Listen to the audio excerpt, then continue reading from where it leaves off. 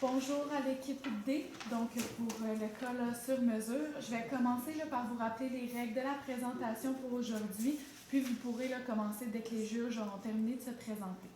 Donc pour commencer, pour les règles, le chronomètre démarre au moment où l'une de vous débute la présentation. Votre présentation doit durer entre 13 et 15 minutes. Une pénalité de 1 point sera appliquée pour chaque tranche de 30 secondes manquantes. Si vous n'avez pas terminé votre présentation après les 15 minutes, je devrais vous interrompre pour mettre fin à la présentation. Je vais vous montrer des cartons que j'ai avec moi présentement aux 10 minutes restantes, 5 minutes restantes, 2 minutes, les 30 secondes. Puis je vous ferai le décompte des 10 secondes sur mes doigts si vous en avez besoin.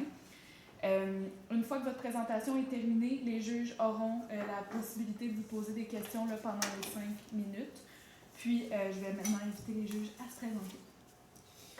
Bonjour, moi c'est Jean-Pierre, je suis le directeur chez Sur Mesure du développement des affaires, des partenariats. Je m'occupe beaucoup aussi de tout ce qui est médias, étant donné que je viens du monde du marketing. Moi, ça fait 8 ans que je suis chez Sur Mesure et je m'occupais beaucoup plus du marketing avant. Maintenant, c'est déplacé un petit peu pour plus les partenariats et le développement de nos différents marchés.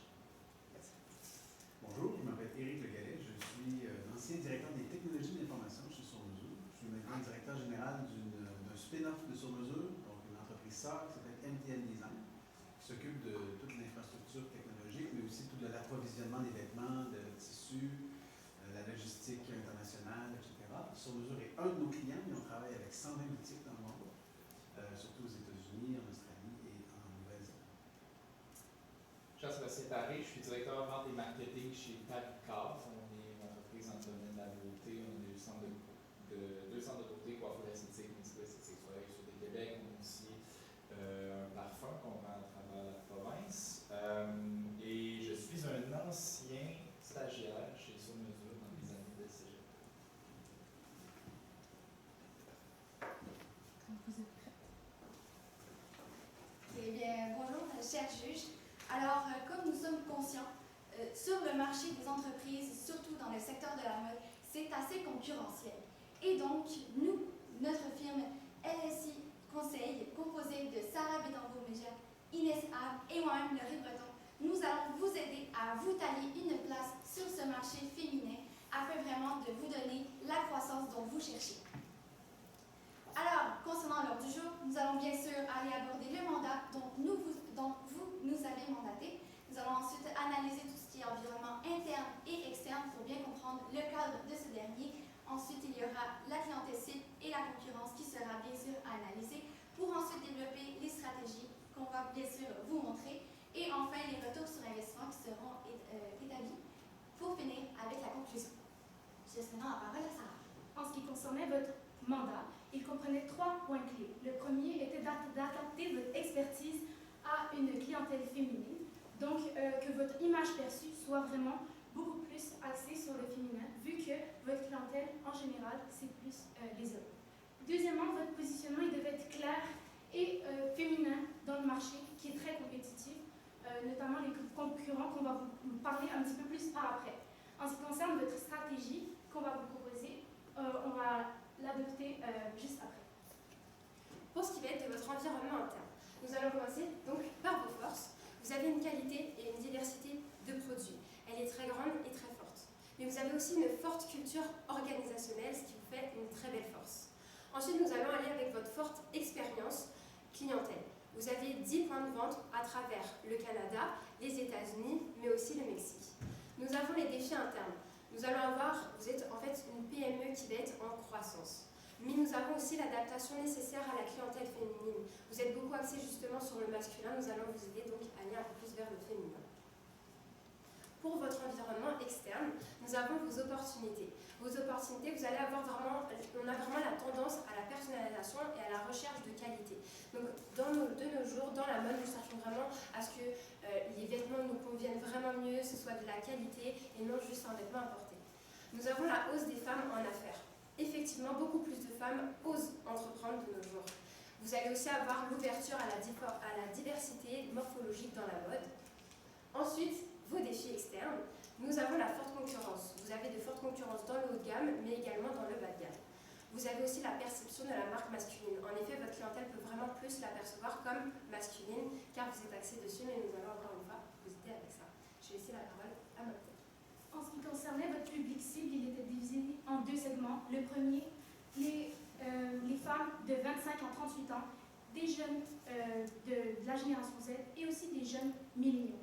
Le deuxième segment, c'était plus des femmes de 39 à 55 ans de la génération des milléniaux, mais aussi de la génération X. En ce qui concernait un peu leurs habitudes d'achat, les 2 premières sont similaires. Donc, la personnalisation. Ils cherchent à personnaliser leurs produits. Ils veulent de l'inclusivité. Ils veulent se sentir bien dans leur corps avec des vêtements ajustés pour elles. Et en ce qui concerne maintenant les différenciations, pour le premier segment, il y avait la tendance à l'achat en ligne qui est beaucoup plus présente dans la clientèle qui est un peu plus jeune. Pour la clientèle plus vieille, c'est plus la tendance à l'achat en magasin avec une expérience client beaucoup plus présente. En ce qui concerne pour la première clientèle, ils sont très influencés par les réseaux sociaux et les tendances en ligne, alors que la deuxième est très influencée par les groupes sociaux. Bien sûr. Par contre, si je peux ajouter à ma collègue, vous nous avez identifié un public cible de 25 à 55 ans, mais nous avons vu la pertinence en raison des différences de bien le séparer. Et également concernant la dernière, la plus âgée, eh bien, nous avons voulu justement miser sur en magasin en raison du contact qui est avec les produits, mais aussi concernant les groupes d'âge, les groupes sociaux qui sont influencés par ces derniers. C'est justement pour avoir le contact avec le vendeur et vraiment aller voir cette expérience client qu'on vise. Maintenant, pour la concurrence, nous avons 3 segments. Alors, il y a le prêt-à-porter, donc par exemple Zara, Aritzia et autres, qui vont viser davantage tout ce qui est prêt-à-porter en magasin. Donc, on va moins miser sur la qualité des ressources pour aller chercher des prix plus concurrentiels. Mais justement, là où vous allez justement avoir un avantage, c'est la qualité que vous offrez. Car oui, en effet, il y a le produit, mais il y a aussi l'expérience qui rentre dans l'ensemble de cette qualité-là et la formation des employés qui rentre dans la qualité totale. Il y a aussi la personnalisation. Donc, bien sûr, vous allez bien adapter le produit à l'ensemble des morphologies, ce qu'on ne trouve pas sur le marché des prêt-à-porter. Ensuite, il y a tout ce qui est premium et designer. Donc, ceci va concerner par exemple le Club Monaco. Alors, ces derniers, certes, sont peut-être autant prestigieux que votre entreprise, mais il va tout de même avoir un peu moins de personnalisation que vos services. Également, justement, vous allez pouvoir vous démarquer avec vos prix avantageux. Car ici, on ne parle pas d'aller chercher trop des clients haut de gamme, même si certes on va aller les viser, mais on va aller aussi chercher l'ensemble des personnes en entrepreneuriat, en entreprise ici majoritairement au Québec par exemple, qui vont avoir un prix plus milieu de gamme. Donc vous allez vraiment pouvoir aller bien les segmenter et bien les toucher avec cela. Avec le sur-mesure maintenant, par exemple si on parle d'Indochine, alors nous avons vu que vous avez le souhait d'être ouvert et d'être vraiment ouvert à l'inclusion. Par exemple, le nom de votre site web. Vous mentionnez hommes et femmes sur le nom du site web, ce que Indochine ne mentionne pas. Donc juste ça, c'est une petite différence qui se fait grandement remarquer. Ensuite, il y a l'expérience client en boutique physique que vous avez et qui n'ont pas, car ils vont davantage être en ligne concernant la concurrence. Maintenant, parlons des stratégies. Donc le vrai plan d'action. Alors nous allons avoir l'adoption en ligne majoritairement pour le premier segment client que vous nous avons parlé. Et donc la stratégie serait d'aller vers la fashion 3D à intégrer à votre site web. Et donc, nous allons passer à un partenariat avec l'entreprise Clo à long terme. Clo, c'est quoi? C'est un logiciel qui vous permet de modéliser vos vêtements en ligne et justement permettre de le voir sur un vrai modèle qui peut être ajusté. Et donc, on offrirait ça sur le site pour vraiment aller chercher l'expérience client qu'on cherche en ligne. Et donc, l'entente serait bien sûr à long terme. Donc, ils vont pouvoir produire les produits que vous avez et pouvoir ensuite les intégrer au site web que vous avez également. Et donc, ça permet vraiment une visualisation concrète du produit sur la personne qui va pouvoir ajuster, par exemple, les morphologies de la taille, donc le haut du corps, le milieu et le bas, et pour bien voir ce que ça va donner sur elle avant de le commander. Une fois commandé, nous allons justement aller l'inviter en magasin, c'est une option, mais c'est bien sûr efficace pour aller chercher encore une fois l'expérience client. Donc, nous allons l'inviter à venir essayer encore une fois en magasin pour vraiment aller chercher l'adaptation à 100%. Ensuite, au niveau des coûts, nous allons parler d'un coût de 30 000 $ d'après nos analyses avec le partenariat Clo et de 5 000 $ pour l'optimisation de chat styliste, avec le styliste. Et donc, concernant ce chat-ci, nous avons observé que vous avez un chat qui est avec l'intelligence artificielle. Et justement, pour aller une fois encore plus chercher l'expérience client, on va justement intégrer les stylistes qui seraient disponibles quelques heures par jour pour bien répondre aux questions en ligne. Maintenant, je vais laisser la parole à ma collègue. Donc pour ce qui va être options en magasin. On va vraiment viser l'expérience client féminine. Donc on va proposer un nouveau service, mais aussi un aménagement plus adapté. Pour ce qui va être du service, ça va être la tendance à la colorimétrie. Donc on va vraiment offrir une analyse de couleurs. Vous allez me dire, mais à quoi ça sert? Ça va vraiment venir chercher en fonction du teint de la cliente. Donc on va avoir, admettons, les teints plus clairs, les teints plus foncés, mais aussi selon les cheveux et les yeux. Cela va vraiment permettre d'aider la cliente à choisir la bonne teinte au niveau du vêtement, mais aussi au niveau des accessoires pour harmoniser le tout. Ensuite, nous allons avoir un expert formateur pour pouvoir aider les employés à vraiment plus se spécialiser là-dedans. Ça pourrait être, par exemple, vous employez nos recherches et nous pourrions utiliser Gabrielle Pro, qui est vraiment une styliste experte en colorimétrie indépendante. Pour ce qui va être de l'aménagement, vous avez un aménagement qui va être vraiment un peu plus masculin. Donc nous allons vraiment aller chercher un aménagement plutôt mixte/neutre qui va vraiment pouvoir démontrer la qualité. Nous allons vraiment chercher la promotion aussi sur le lieu de vente pour inclure encore une fois la femme. Pour l'expérience client, nous allons vraiment promouvoir encore une fois la diversité de vos produits, non seulement de vos types de tissus, mais aussi tout ce qui va être, admettons par exemple les broderies pour vraiment augmenter la tendance, mais aussi l'élégance de vos produits. Cela va faire en sorte vraiment que la cliente en fait va se sentir vraiment bien, mais aussi elle va pouvoir retrouver ce côté de personnalisation dans les vêtements pour se sentir bien non seulement dans ses vêtements, mais dans son corps. Pour ce qui va être des coûts, nous allons vraiment viser, selon nos analyses, un 10 000 $ pour ce qui va être de la formation du nouveau service, donc de la colorimétrie, mais un 15 000 $ pour ce qui va être de votre aménagement. Je vais laisser la parole à Marie. En ce qui concerne votre stratégie un peu de promotion, la première, ça serait de faire des événements en partenariat avec des conférences, avec Réseau de femmes d'affaires du Québec. Donc, c'est votre clientèle cible. Faire une conférence là-dedans, ça vous donne énormément de visibilité, mais aussi, notre deuxième stratégie, ça serait à travers les réseaux sociaux qui sont énormément utilisés par la première clientèle, à travers Facebook, Instagram, LinkedIn, plusieurs réseaux qui sont utilisés par des femmes qui sont entrepreneurs. Puis, on ferait aussi du référencement, donc vous ferez voir un petit peu plus. Ça permet de promouvoir la diversité de votre produit, le type des tissus, les produits qui ont été mentionnés par ma collègue, mais aussi d'avoir plus de visibilité envers cette clientèle pour qu'ils aient une image perçue de vous beaucoup plus inclusive. Les coûts seraient de 15 000 $ pour le partenariat et un coût à l'intérieur serait pour les publicités sur les réseaux sociaux. Maintenant, concernant le calendrier de justement ces promotions, donc nous avons visé concernant les partenariats davantage des conférences qui vont avoir lieu en mars et en juin. Pourquoi en mars? Parce que c'est là qu'il y a la Fête nationale de la femme, justement. Donc, ça va vraiment rentrer en lien avec ce que vous visez. Et également en juin, car c'est là qu'il va y avoir l'été. Donc, vraiment, tout ce qui va être image positive de la morphologie. Et également, concernant la promotion à la fois sur les réseaux sociaux. Donc, ça va être de février à juin qu'on va le mettre en place pour vraiment aller voir et offrir l'offre aux femmes pour vraiment bien se faire voir avec la visibilité.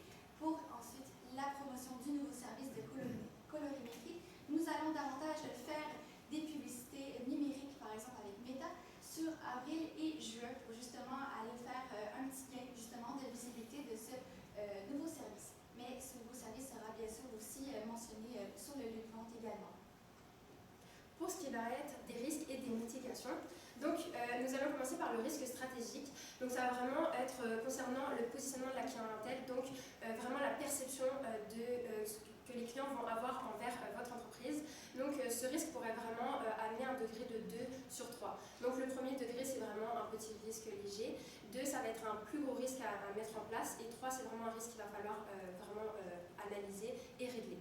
Donc pour la solution, pour ce positionnement de la clientèle, nous avons fait des analyses poussées donc, de la clientèle et des tendances pour vraiment s'assurer que cela leur plaise.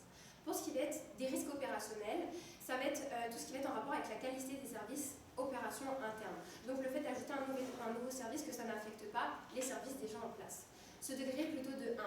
Nous pensons que faire un suivi avec les employés suffirait vraiment à faire en sorte que la qualité totale soit vraiment tout à fait parfaite, mais aussi faire un suivi avec tous les départements et pas seulement les employés qui font la vente.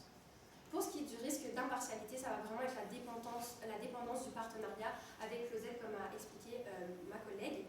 Le degré de 3, nous nous sommes dit que pour régler vraiment ce problème, il faudrait établir un contrat et des ententes pour être sûr, car la dépendance au partenariat est très importante pour être sûr que tout se passe vraiment bien.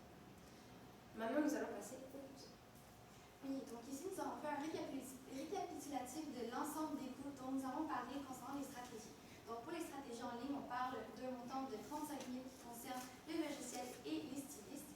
En boutique, un montant de 25 000 et promotion, un montant de 15 000 ce qui va totaliser un montant de 75 000 En ce qui concerne le retour sur votre investissement, parce que le but de faire tout ce projet, c'est d'avoir un peu un retour. Le premier, ce serait que vous améliorez l'expérience client pour les femmes. Vous cherchez plus de parts de marché, donc vous augmentez vos profits. Vous améliorez votre expertise avec le développement justement de la colorimétrie et des formations à vos employés. Donc, vous venez faire de l'expertise et du développement même dans votre propre logo. En conclusion, LSI Conseil, on vous accompagne pour une croissance à haut potentiel. à vous de briller.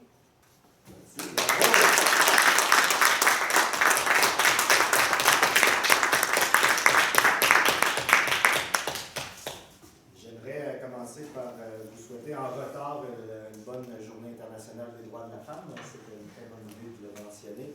Je crois que la première fois qu'on a fait sur mesure, on avait aussi évidemment célébré cette belle journée, particulièrement avec nos employés.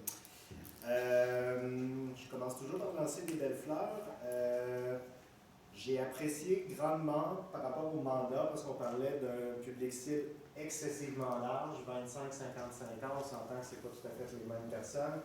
C'est une bonne idée d'avoir séparé en deux catégories d'âge, fait que ça, c'était génial, puis une belle compréhension de notre concurrence.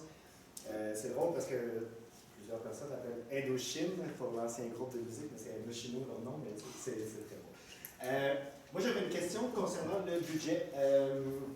Vous aviez une belle stratégie avec des refontes également d'un service. J'aimerais avoir votre opinion sur, est-ce que vous voyez, vous avez réalisé qu'on a des points de vente un peu partout au Canada. Est-ce que vous vouliez déployer une stratégie dans tous les marchés en même temps, dans un marché plus local, dans le calendrier des tests? Donc, j'aimerais vous entendre un peu plus sur comment vous voyez cette stratégie-là développée à travers nos différents marchés. Oui, bien sûr. Donc, étant donné que l'entreprise est partie ici au Québec, eh bien, j'aimerais faire la proposition de justement commencer ces stratégies ici au Québec, justement. Alors, les coûts, nous les avons pensés pour les plusieurs points de vente. Donc, peut-être que nous pourrions justement revoir l'ensemble des coûts généraux pour certains points de vente que nous allons cibler justement ici, pour ensuite expandre de manière exponentielle dans les autres points de vente. Merci. C'est une question. Réseaux sociaux, vous avez parlé de ça. Bon, il y avait plein de bonnes idées. Et quand on est arrivé aux réseaux sociaux, évidemment, on sait que c'est très important. Concrètement, mettons qu'on a envie d'avoir des idées là, en termes de contenu. On fait quoi pour promouvoir vos belles stratégies? Qu'est-ce qu'on fait comme vidéo avec des idées? On pensait vraiment, premièrement, vraiment comme on l'avait dit un petit peu dans nos stratégies réseaux sociaux, promouvoir la femme, donc montrer vraiment qu'on a un service spécialisé vraiment pour eux. Mais nous aimerions aussi mettre de l'avant, comme nous l'avons dit, donc les tendances à la colorimétrie sont vraiment plus présentes. Donc vraiment peut-être faire une vidéo avec une cliente qui pourrait montrer donc, la différence par exemple entre des teintes sur son teint, vraiment montrer l'importance de cette fameuse colorimétrie, à quel point c'est important de l'utiliser. C'est bon, on vous engage lundi, on commence sur quoi? Donc, c'est sûr que ces stratégies-ci peuvent justement être autant à court terme qu'à long terme. Mais il y en a certaines qui peuvent être déployées plus rapidement. Je parle par exemple de la formation au niveau du nouveau service qui peut déjà s'implémenter progressivement au niveau des employés. Donc, nous avons la formatrice qui va pouvoir se déplacer et vraiment montrer comment bien faire les analyses. Donc, autant pour avoir le service sur place, les clients prennent le temps de vraiment avoir l'analyse sur la chaise, mais également les employés sur les points de vente pour vraiment les conseiller en même temps qu'ils parlent, pour les suggérer aussi par les recommandations. Je crois que ce serait la stratégie à faire à court terme. Et bien sûr, à long terme, par exemple, je parle du logiciel. C'est sûr qu'il faut un temps au niveau technologique de tout ajuster avec les sites web. C'est quand même une grosse intégration. Mais notre film conseil sera heureuse de vous accompagner là-dedans. On a du bon service. Est-ce qu'il nous reste du temps? Oui, pas beaucoup, il vous reste environ 2 minutes. J'ai envie de continuer sur la question de mon collègue ici, Jean-Sébastien, puis je vous ai mentionné que j'avais trouvé ça une bonne idée, le split. Fait que si vous aviez, parce que moi je suis rendu vieux, puis moi et Eric, on est vieux, on ne connaît pas beaucoup les médias sociaux, on se demande si vous aviez un canal de communication qu'on devrait favoriser pour le 25-38 puis le 39-55, vous voyez ça comment? En ce qui concerne les canaux de communication qui sont plus, ou que la plus jeune clientèle est présente, ça va être TikTok, Instagram. En ce qui concerne la clientèle qui est un petit peu plus âgée, ça va être les canaux de communication de Facebook. Ils sont aussi présents sur Instagram, mais un petit peu moins. Et en ce qui concerne ceux qui viennent toucher les deux, ça serait des réseaux sociaux, des affaires, par exemple LinkedIn. Si vous permettez d'ajouter aussi, nous avons mentionné nous avons mentionné la deuxième clientèle, donc plus âgée, qui veut vraiment avoir un contact physique. On peut aussi aller vers des canaux qui sont plus physiques justement. Donc on peut observer par exemple des magasins éphémères, des petits endroits éphémères. Ça peut être justement dans des centres commerciaux aussi, des endroits que vous n'êtes pas vraiment là sur place, mais qui pourraient aller toucher justement cette clientèle potentielle qui viendrait à vous connaître, vraiment à voir ce que vous avez à offrir et ensuite pour être dirigé vers vos vraies ventes physiques. Merci. Excellent. Merci beaucoup.